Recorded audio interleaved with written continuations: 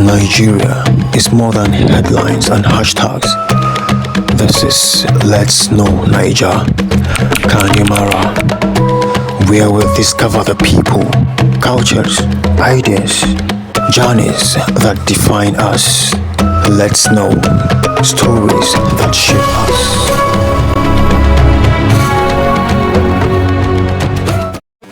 Welcome to Let's Know Nija, Kaimara, a median edition of the program. And your host is Comrade Odogu Emeka Odogu, PhD, JP.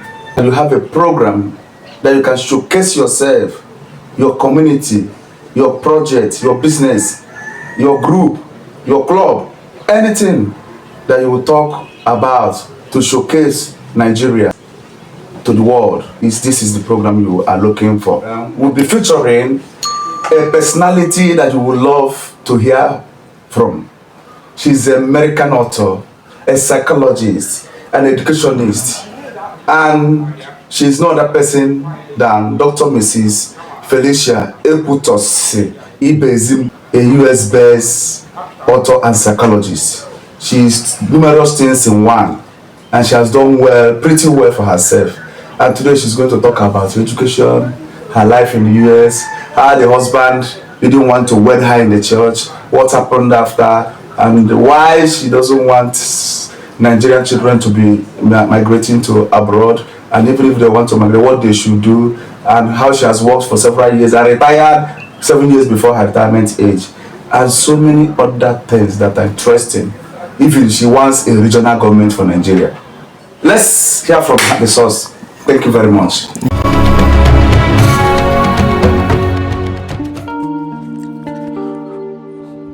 We bring you an inspiring conversation with a distinguished Nigerian American author, scholar, and educationist, Dr. Felicia Ibezim, at her residence in Enugu on February 7th, 2026, during her visit to Nigeria. In this exclusive interview, she shares deep insights on diverse areas of life. Dr. Felicia Ibezim's journey is one of resilience, intellect, and purpose. Stay with us as she shares her story, her struggles, and her wisdom. My name is Dr. Mrs. Felicia Ibezim. I live in New York, but I'm originally from Okon, Anambra State, and got married in Amibo, Imo State. Let's know about your childhood experience. My childhood was very exciting. I come from a modest home. My parents were just civil servants. They were struggling to send us to college. But ever since I was a little child, I've always been curious about reading and writing. So I started very early to read. And my father saw that this Adora is something else. So he said, whether I have money or not, my daughter will go to any level of education she wants. So because of that, my father, he's dead now. After my secondary school as girls' high school, Ogidi, they call it Ogidi Girls at that time. After the secondary school, I went to University of Benin, Obo campus, and I graduated in 1985. And then I proceeded to do my first master's degree in guidance and counseling at University of Nigeria in Nsukka. And I graduated there in 1989. Then in 1991, I met my husband. My husband was residing in New York. So it's interesting how we met. So in 1991 or 92, I got married. I wedded in 1992. But prior to that, I was teaching in Federal Polytechnic, Ogo, as a young lecturer. So when I met him, we got married, and then I joined him in the United States. There, I proceeded to I received a culture shock. I thought I would just go straight and do PhD, but not in US. They want you to start from beginning. So that's why I proceeded to do my second master's degree in educational psychology in New York University in New York. So from there I got admission to do my doctorate degree in the same educational psychology at Capella University and graduated in 2008. What's interesting about your relationship with your husband? That's interesting, yes.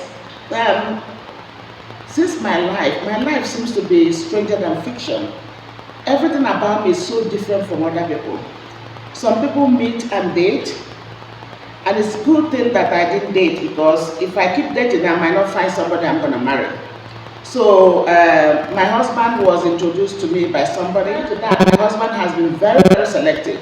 They thought he has already married in US, that he's just coming here to pretend. Once he saw me, he said, "This is the one I'm gonna marry." And then the father said, "No." The father said, "No. We have to do investigations, go and find out how my parents is, their background." My husband said, the next day they started the traditional marriage. It was like 10 days because they has to leave. And then they left and came back. Came back. He can be very stubborn. He said there's no wedding. He's not gonna wed. He doesn't believe in Christian church wedding. I said, no. I'm a lecturer at Open Polytechnic. How would they see? I'm supposed to be setting an example. How would they see their lecturer getting married without wedding in church? That's why he agreed. So in 1992, he came back and we had the wedding at Cathedral of Transfiguration in Owerri. And that was it. After that, a year later, I joined him in New York.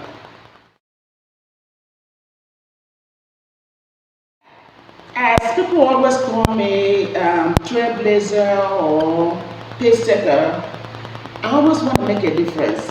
I found out that when I was growing up, all the female professors, they dress dowdy, they dress in, I don't know how to describe it, but very, very strict skirt and blouse kind of thing. And I wanted to change. I wanted to tell the younger generations that you can be beautiful, you can be kind, you can be highly educated and still be humble, and you can also be fashionable. You don't have to have, because you're a professor, you're going to be dull and unexcited. You can be fashionable, you can be kind, you can be beautiful, you can also reach this type of culture, if I may use the word. They look at the celebrities dressing scantily, and they think they will get it. That is the fashionable thing to do, that is a trendy thing to do, and some people cannot just use their common sense and see how you dress. Dress responsibly, but also fashionably. So our youth should not follow everything they see on TV or media. So, talking about my multi-career endeavors, I teach in college. You guys call it university. We call it college mostly over there. I call it university over there, but I teach in college, and also I'm a psychologist too, so I do psychological counseling. So, but while I'm doing this, it's not enough for me. While raising 4 kids, I have to dive into writing and publishing. I love writing. I started writing at the age of 18. If people are reading, I wouldn't be where I can't be struggling like a poor woman. The way I'm struggling now, if people are reading books. So I started writing when I was in college, my first year in college, and then when I finished. So I've always loved writing.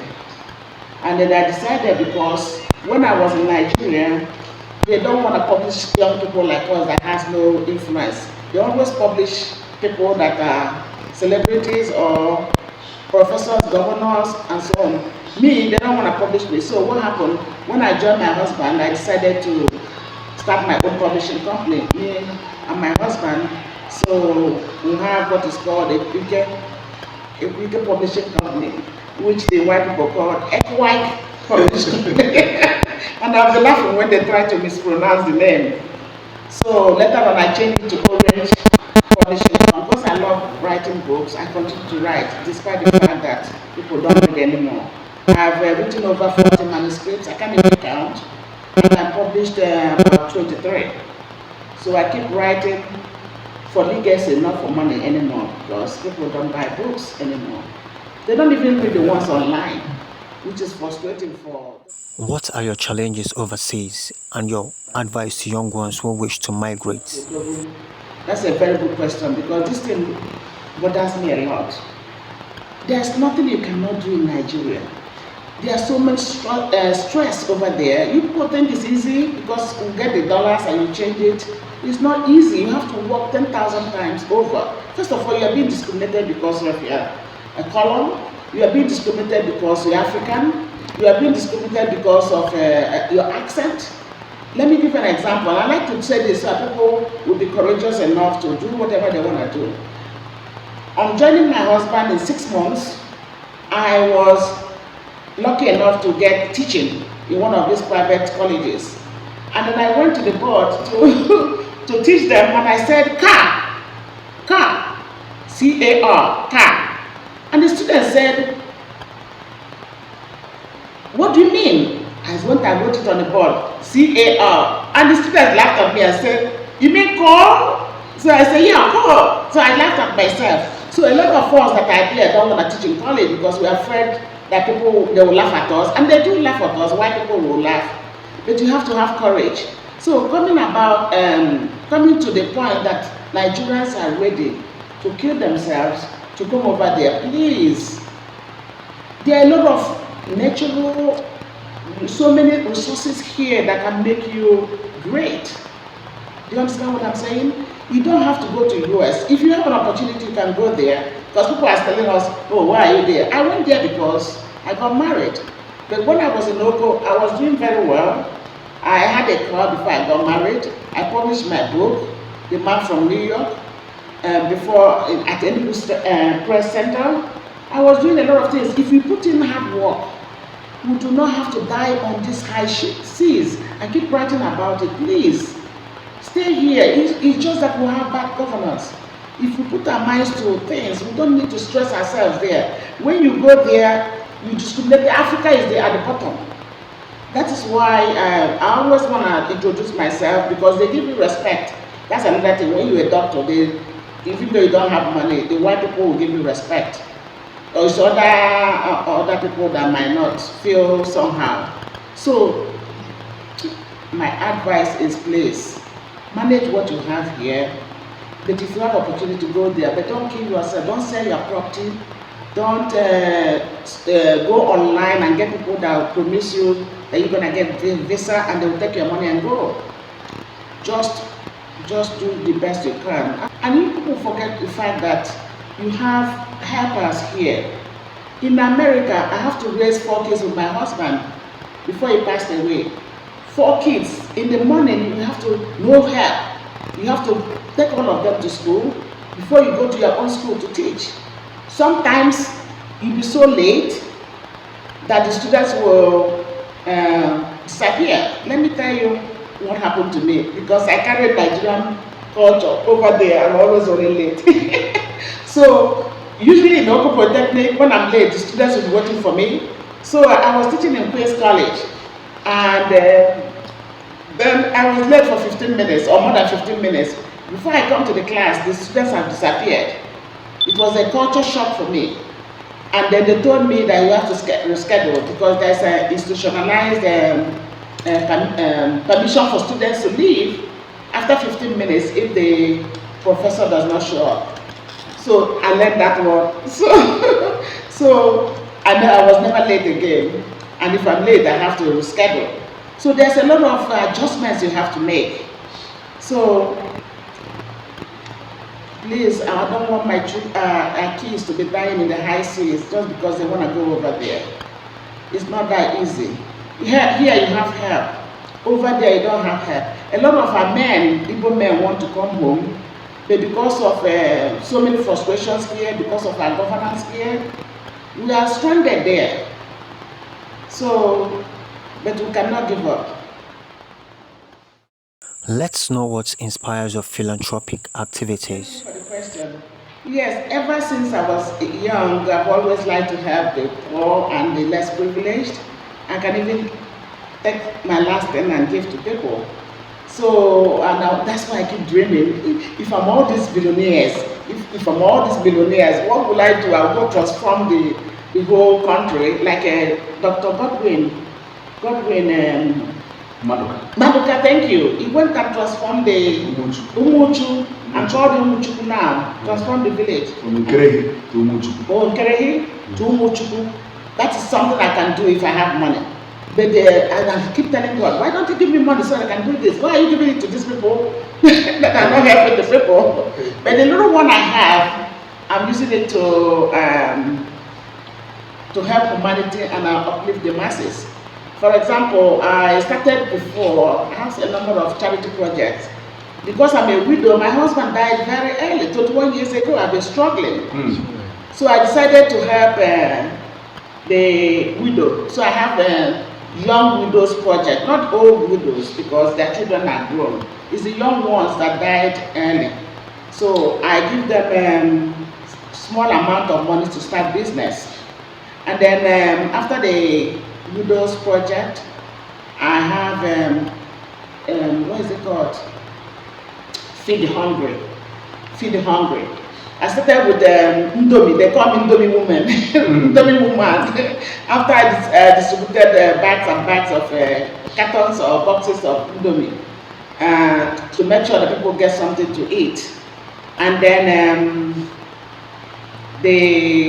I decided to be giving them cash.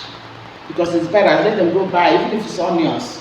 Because some of them will have rice, and then they will not have something to cook it. So I said, okay, let me start giving the villagers cash so they can buy whatever they want. So that one. Then I veered into community development. Because my husband was a professor, and I'm also a professor, and I love books. I wanted to start, even before my husband died, I told him I'm going to build a library in your town. So, but by the time I'm ready, I found out that nobody's reading books anymore. So that's why I started, I built a center that is called the first solar-powered library and computer center in my husband's place, Amigo, in memory of my late husband. So if you go there, you see the signboard, Dr. David Ikechukwu Computer Center. It's right there in Amigo.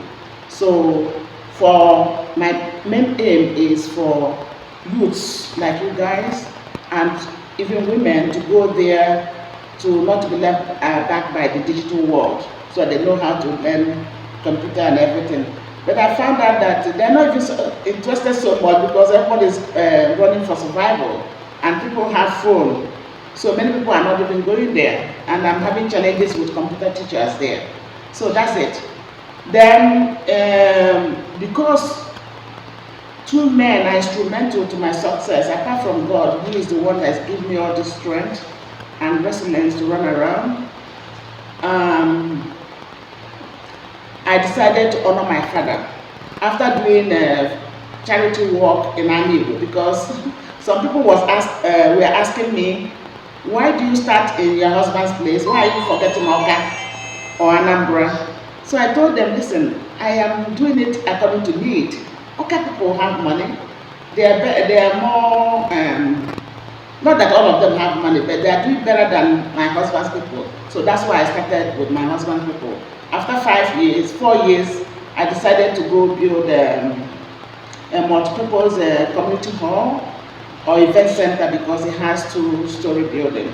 I wanted to do one hall, community hall for the villagers, but they begged me to do it upstairs. You know, you guys like upstairs. So I built one, so 2 upstairs. You guys call it a story building? We will call it 2-story building over there. So I built that, not just for community conferences or meetings, but for them to be renting it out for birthdays, celebrations, Christmas, wakekeeping, and all those things. And now they're getting income there. I don't have to worry about that one. But computer center, I have to pay the staff over there. from my salary. And guess what? And I'm gonna say this: no matter what I do, people think I have money. Nobody wants to donate to anything I'm doing. Nobody. I don't know whether it's my destiny or what. I call everybody, even the millionaires I know, they will not donate anything. So I can't stop. So I keep using my money to do the much I can do. So I also have a scholarship program in Amibo, actually Olo, where I have 10 students that apart from friends and relations that I'm paying school fees for, I have 10 students, small kids that I have to train them up to as much as I can, that I'm giving scholarships. So every semester or term, I give them, I pay for their school to build this house in Enugu. But I told the structural engineer, leave it, go to Oka and build the house first. Build the thing for the villagers first before my own. So sometimes you have to balance it. Do you have regrets doing the good things you do? No regrets whatsoever. But as a human being, you get upset or annoyed that people, once you stop giving them money, become enemy. You've been giving them money all this time. The moment you stop, they get upset with you. What is this? So sometimes I keep asking people, is everybody entitled to my money? Other millionaires have money and they go, nobody gets upset with them. But my own, they seem to be entitled to my money. So there are some ingrates, but we cannot stop what you are doing. I can never regret helping people because good ones appreciate. And besides, we're doing it for humanity and God. If you look at people, I always tell them, if I look at you guys' behavior, I will never help anybody. So, Where did your inspiration come from? I don't know. I think I was born with it to help the poor people. I want to enjoy. At the same time, I want others to enjoy too. I like luxury. And if I can provide luxury for other people, that's good. I don't think there's anything. I think it's inborn me to help people right from day one. So that's why I keep saying if I have money, they're dreaming. If I have money, I will do this. Host the program Social Conscience on YouTube and publish on Amazon. What's the inspiration behind the program and how do you manage to run it? Let me tell you what they have a show in US or New York. They called The Young and the Restless. The young and restless means that they don't rest. They just keep on doing things. So now that I'm getting old, I changed myself and said the old and the restless. I am always restless. It's always one thing after another. It's always one thing after another. I don't rest. So that's why I was able to grapple all these things and that I'm doing. Yeah, publishing in Amazon is easy. Just go online and go to Central Marketplace and then fill out the form and then show your books over there. Though sometimes I'm too busy that even when they order the book, I tell them it's no longer there. Why? Because nobody to go mail the books to them. Social Conscience, I have a YouTube channel that I produce what is called Social Conscience. And that was after I retired. You see what I'm telling you? Because I was on point of breaking down, teaching, counseling, writing, publishing. Oh, I didn't even tell you about another career, which is real estate. I'm coming to that. And real estate. I was on point of breaking down, so I decided to retire early. So I decided to start, instead of being idle and just being lazy at home, I started the Social Conscience YouTube video series, where I indulge, make people aware of the cultural, social, political, and social, and economic affairs of the. Some people are not aware of what's happening, so I'm using my video to explain and make them aware of what is going on in the society. Do you believe in one Nigeria? I have to be honest with this. There's no need being politically correct. I don't believe in illusionary one Nigeria. It's not even supposed to be. Nigeria is amalgamation failure. This is Lord Lugard bringing people that are from different ethnic groups together, forced us together, and it's not working. It hasn't worked since we had an independence. So, what I will suggest at this point is regional autonomy, and I've been proposing it. I've been writing it down all the time, that we should divide Nigeria into 5 regions: Northwest region, Northeast region, Middle Belt region, Southwest region, and Southeast region. 5 autonomous regions, so that we will be able to do things ourselves. For example, I am worried, I am concerned that we have Onitsha market and we're not able to have seaport in Onitsha. In the east, for how many years? Over 50 years, the war is over. Why is that? And I traveled to through Enugu International Airport, and it looks like a domestic. It doesn't even look like a domestic airport. Nothing. It's not into standard as international airport. So, but if you have our sovereignty, if you have our own regional autonomy, our government will be able to do things. Because I asked, because something I don't know, I always ask, I said, why is it that we can't do it on our own? They say you have to get a certain kind of permission from the federal government before you do it. And there was a time they want to do it, somebody stopped it.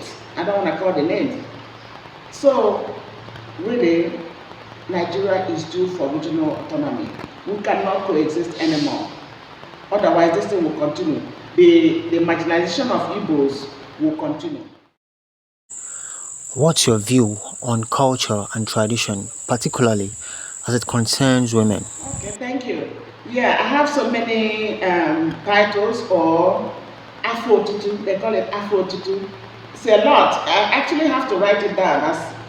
As soon as they give it to me, or somebody just call me down, I'll write it down, like Agadi or Ramma of Oka. Then the Army Igbo people said, Ugo Simba, one of Army Igbo. And then I have Odembo Eme, and then they gave me award of Ugebo Oma. If you look at my titles, my videos, whenever I prefix it with my Afro Tutu, like Ochilo Ozoa, because I'm giving scholarship to people, so I'm sending some people to school, so they call me Ochilo Ozoa. And then some people, Odembo Eme. There are so many, Agumwani, Ezewani. There are so many names, it's up to 20, I listed them there. So, but it doesn't, I appreciate it, but it doesn't get to my head, because I'm used to getting all these things before. I said 12 days. Do you think some parents are regretting sending their children abroad? That is why I'm now advocating for us to come home, so that children will come home. What is the point of building all this? Some people have mansions everywhere, and their children are not doesn't even care. So that is a concern. My point is that it's a concern. A lot of Igbo men and women are worried, especially Igbo men are really not happy that after we suffered all these things, take them to school, go through all these things, and nobody to carry up their legacy. Like all this charity work I'm doing. I'm not saying they're not interested. Maybe when they are older, because my oldest one is 31, maybe when they are older, then maybe they will do it. But that's a lot of concern. We're having them kind of lost generation. That might be a big, a strong word to use. But if they don't come home, they are lost generation. They are there. So that is why I want Nigeria to be good, so that we can all come home, and our children will come home. At least if you have 4 children, 2 of them will decide to come home with you. But if you are there, struggling, frustrated everywhere, you come here, frustrations, you go to the American frustrations, you won't be able to bring them home. But I really want us to come home. I want Nigeria to be good, or Southeast to be good, so that we feel comfortable to come home.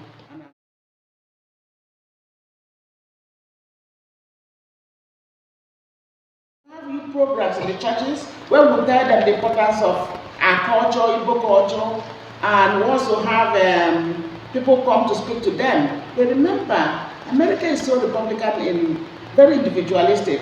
When you call them, most of them don't come, they don't care. So my only distance, some of them do come, but still that culture is so, the individualistic culture is so strong that they don't want to listen. We are trying our best, but my own suggestion is let's go home. As they have been pushing them, let's go home. Even if you have to stay 6 months, let's go home so that children will be tempted to come home. If you stay there, they're not going to come home. What are your thoughts about Southeast Nigeria? Yeah, as I said, I prefer regional economy and I want very good governance because the problem with Nigeria is governance. We don't have somebody like Dr. L.S. Oti that will care for the people, that will just serve. You are called there to serve. You serve not to go and amass wealth while others are suffering. How can you see people suffering and you have trillions of naira and billions of dollars in account? Does it make sense? And when you die, that money goes with you. The ones they put in Switzerland, the money they put in Switzerland, once they die, they use it to develop their own country. That is what I don't understand. What is it that they don't have the mindset? Listen, I am kind of unique in my approach. I was saying, all these looters of Nigerian treasury, okay, loot the money, get the money, but invest in Nigeria. So that youth will get employment. So they can have something to do. Don't take it over there. America has a policy, whether they follow you this treaty or not, you don't have to come home, go outside the United States with more than $10,000. That is the policy. Sometimes you can go, but it's the rule. If they want to make it, they will take the money from you, and they have to explain why you have to take more than $10,000. Why do you think America is doing it? Because they want to preserve the money. They want people like us that are in real estate to keep buying real estate there, developing America, doing everything. So it boggles my mind why Nigerians will get all this money and shift it to London, to US, to Switzerland, to any other place other than Nigeria. So get the money, you loot the money, we cannot stop you from looting the money. But please use it to build factories, build industries, build schools and hospitals. Yes. And what about all these millionaires? You can build like Dr. Koye, build state-of-art hospital. Is that not so? In Southeast, is it what I call Dr. Koye? Yeah. So for all this, you can do it. If the government doesn't want to do it. And the rich people can go there. People that can afford to go there, they'll go there. Why? How many years? No good hospitals, no federal hospitals, and they are bent on taking money, so that you and I will keep on suffering. I can't understand it. And the children cannot finish all this money in this generation. They cannot. And when the person is dead, especially the one they put over there, the money is over. So why not invest it here? Remember when I was the University of Benin, one of our professors, it stuck to my mind how many years, decades later. He was saying that if you have 5 of Obasanjo farms, remember Obasanjo have a farm? He said 5 of them will feed the whole nation. Why is somebody not farming? Why is somebody that have all this money farm and employ people?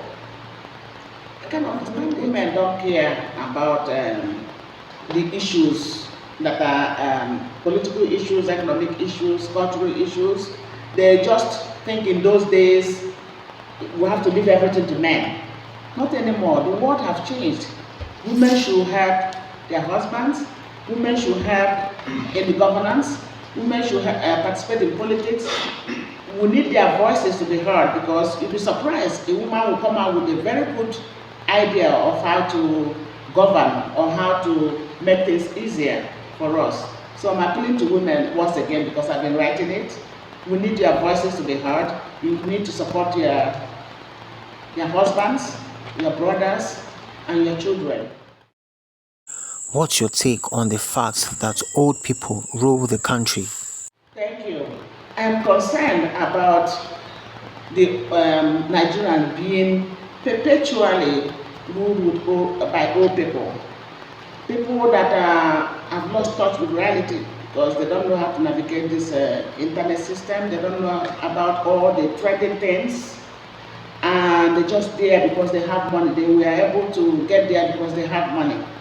I am of the older generation, but I am of the view that will give the younger generation a chance to rule because they are faster in their feet, in their thinking. There's one that is 93, doesn't even know anything. It's people around him that are running the thing, running the government to the ground. Why must we? We should change, and I'm advocating. In America, you have 35, the age limit to contest for presidency is 35 years up.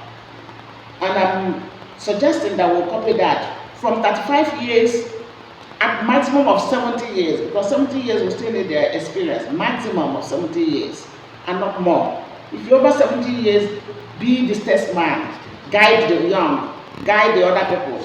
Don't go there to stay for life. We should stop all this so that we'll see whether we can move the nation along. What's the inspiration behind your book, Narcissism? Yeah, I have 2 books on narcissism. I found out that the world is becoming very selfish and very narcissistic, especially our leaders too. So I decided to explore why they are the same. They are very selfish, extremely selfish, self-preoccupied, self-centered, to the exclusion of helping other people.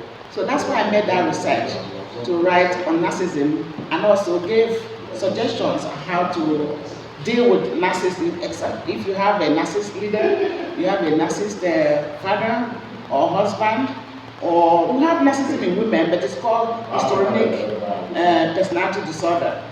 So there are tips on how to deal with this kind of people, because once it's with them, they cannot change. Should Nigerian students be perceived as more cultured than American Because students? it's a rule, you can't say they're even more cultured or more respectful. It's the rule in place. What I did, I'm not excusing it, is taking advantage that I'm a professor and then I'll arrive late. Even though it's not my fault. I have to go drop, my husband has to drop 2 kids, and I have to drop 2 kids. At that time I wasn't even driving. I have to take 3 subways to get to Queen's College to teach. 2 subways and 1 bus. So I'm not going to excuse what I did, even though I have excuses. So I don't think they are more cultured, even though I like the respect. They don't have to leave the class. But the rules has to be followed. The professor has no right to keep the students waiting. Is your philanthropic nature inherited from your parents? If I inherited it from my parents, it would be from my dad, because my dad doesn't have money. But everybody comes to him for help. He keeps giving them money, even though he doesn't have. So I think if it's inherited, because sometimes you don't inherit something, you are just born that way. So if it's inherited, I got it from my dad. How were you able to manage real estate business with your other careers? Yeah, it's not easy. Real estate is not easy, it's so stressful because you have to deal with contractors, you have to deal with ordinary handymen, you have to deal with the government regulations and everything. Personally, what I specialize in is not just being a broker or agent. What I specialize in buying foreclosures that I can afford. Foreclosures, I mean distressed properties that the government foreclosed. That is, if you are not able to pay your taxes, if you are not able to pay your mortgage, you guys can build a house like this with your money. There, you have to take a mortgage for 30 years. So some people, after some time, they lose their job or they cannot cope with the mortgage. So when they fail to pay, the bank will take the house from them, or the government will take the house from them if they don't pay taxes or water bills. In that case, it's called foreclosure. And the government and the bank will make it so low that people will come and buy. And that's where I come in. So I buy a lot of foreclosures or distressed properties and fix it and then rent it out. Sometimes I fix it and sell, sometimes I rent it out. But I found out that being a landlord, oh my God, the stress is so much. At the middle of the night, they will call you that faucet is bad. So you'll be surprised that when I retired, I'm supposed to focus on that. No, I retired, I stopped being a landlord. So nobody will call me at the middle of the night. So what I do is, when the thing is not now, because the prices has risen now, I'm not doing the real estate anymore. So what I do now is just buy, fix, and sell. Do you have interest in any particular sect in the country? Oh, absolutely. Absolutely. One of my programs is an advocate for women and youths. They know me that I advocate for women and youth. And I'm the type that doesn't follow conventions. I don't follow conventions at all. I just do what I want to do. So I've always wanting women inclusion in government, because they have, I don't know whether to say that I don't know whether to say they don't take bribes so much like men. The men is gonna kill me. But I think women are more considerate, considerate of the masses, because they have children. Because of that, they don't try to take all the money. That's my view. I might be wrong. Secondly, about women, we need women. For example, Natasha of Kogi State also. Look at what he's doing. We need people like her. We need men to give women a chance to rule, to see whether it's going to work or not. But all these people with money bags will not allow women or young people like you guys to come into the governance. So to your question, absolutely yes. The women should be allowed to participate in the good governance of the nation and to be up and doing, to have their parents, to be fashionable. Look at me in my list, I don't care, I dance because it makes me happy. And so they call me dancing professor. If you want to do anything, go ahead and do it, because there will be naysayers. People will always talk no matter what you do. So go ahead and do what you want to do. That's what I'm asking everybody. Go ahead. Whatever you, men, women, want to do, please go ahead and do. What people will say has killed so many dreams. What people will say. Remember that woman that was killed by the husband? That singer. Osinachi. Osinachi, yeah. Osinachi. The brothers and sisters were telling him, come out of this marriage. Say, oh, people will talk. Thank you. She's in the grave and people are talking. Thank you, my dear. It's in grave and people are talking. So, do whatever you want to do. Be bold and courageous. And you see, you're going to do well. If I'm listening to people, I won't be where I am today. Do you have any advice for the masses as it concerns elections? I want them to elect the right candidate, whoever that person might be. The right candidate. Don't elect people because they give you a bag of rice. Don't elect people because they give you lumps of money, because once you finish eating that rice for 1 month, it's gone, and then you have to suffer the next 4 years. So just do the right thing. Forget about rice for now, or money for now. Just do the right thing and elect whoever that is going to serve you best. And that reminds me, I didn't tell you that a lot of times they've touted me to be Commissioner of Women Affairs, Women Affairs, or Commissioner of Education, or even Deputy Governor of certain state. I don't want to call the name. But I say, no, I am scared of Nigerian politics. I will not be able to do all those things, even if it come to pass. The people were telling me, don't worry.